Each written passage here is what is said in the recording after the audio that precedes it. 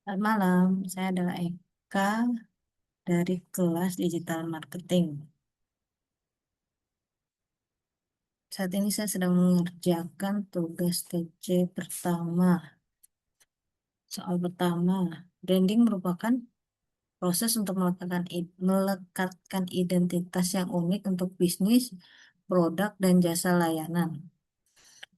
Manfaat dari branding sendiri adalah meningkatkan loyalitas, memperbaiki reputasi dan kepercayaan, dan terakhir adalah meningkatkan pendapatan dan keuntungan. Berikutnya, soal berikutnya adalah terkait dengan hierarki SEO holistik. Eh, Hierarki SEO holistik ini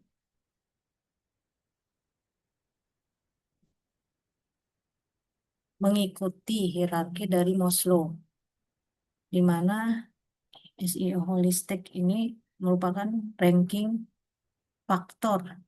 Ranking faktor ini tidak dikeluarkan secara resmi, melainkan hanya berupa pengamatan dari orang-orang yang menggunakan SEO itu sendiri.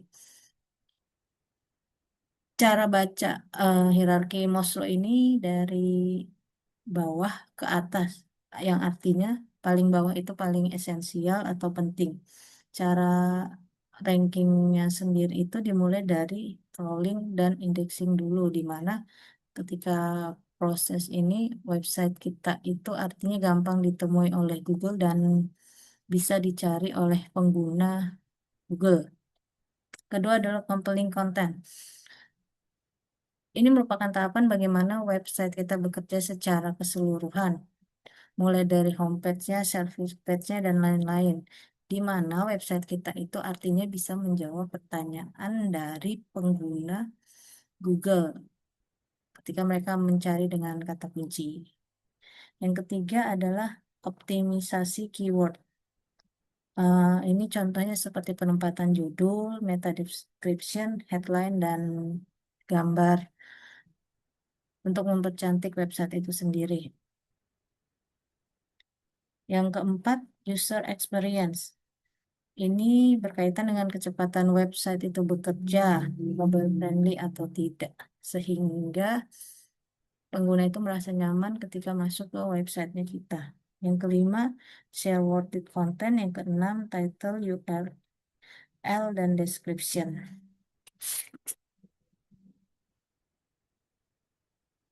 Tiga hal yang harus dipenuhi sebelum fokus pada konten SEO itu sendiri. Yang pertama itu technical equipment atau persyaratan teknis, di mana web harus bisa ditemukan dan dibaca oleh Google.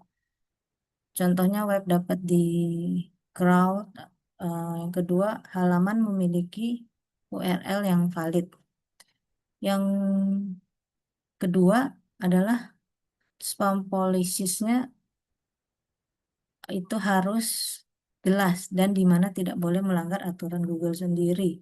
Contoh aturan Google itu yang kalau dilanggar akan menurunkan ranking atau website itu akan hilang dari pencarian Google adalah mengulang keyword berlebihan dan menulis konten itu hasil copy paste dari artikel lain. Yang ketiga adalah guidelines dan best practice, di mana web melakukan praktek SEO yang benar. Contohnya itu membuat konten yang bermanfaat dan struktur web yang digunakan itu jelas. Soal berikutnya terkait dengan konten pilar, di mana konten pilar itu sendiri merupakan fondasi dari konten yang mewakili nilai, misi, dan kebutuhan audiens sendiri. Di mana konten pilar itu juga membawa tema inti dari apa yang ingin brand lakukan. Contohnya brand Ruang Guru.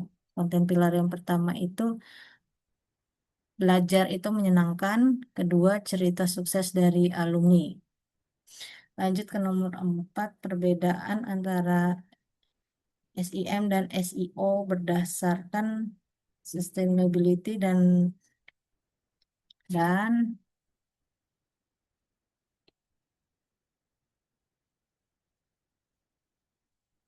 Hanya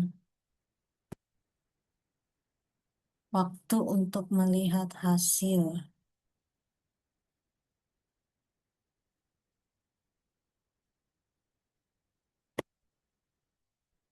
SEO sendiri merupakan organic campaign yang berdampak jangka panjang berkaitan dengan kredibilitas, di mana kredibilitas ini akan membangun reputasi secara perlahan.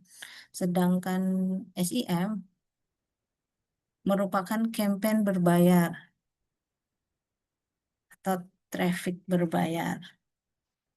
Lanjut, perbedaan antara SEM dan SEO berdasarkan sustainability. Yang pertama, untuk SEM itu dia short term, sedangkan SEO long term, karena membutuhkan waktu yang lama untuk membangun kepercayaan dari pengguna internet.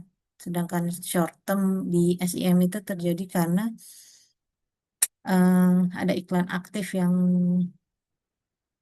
digunakan pada metode SEM sendiri.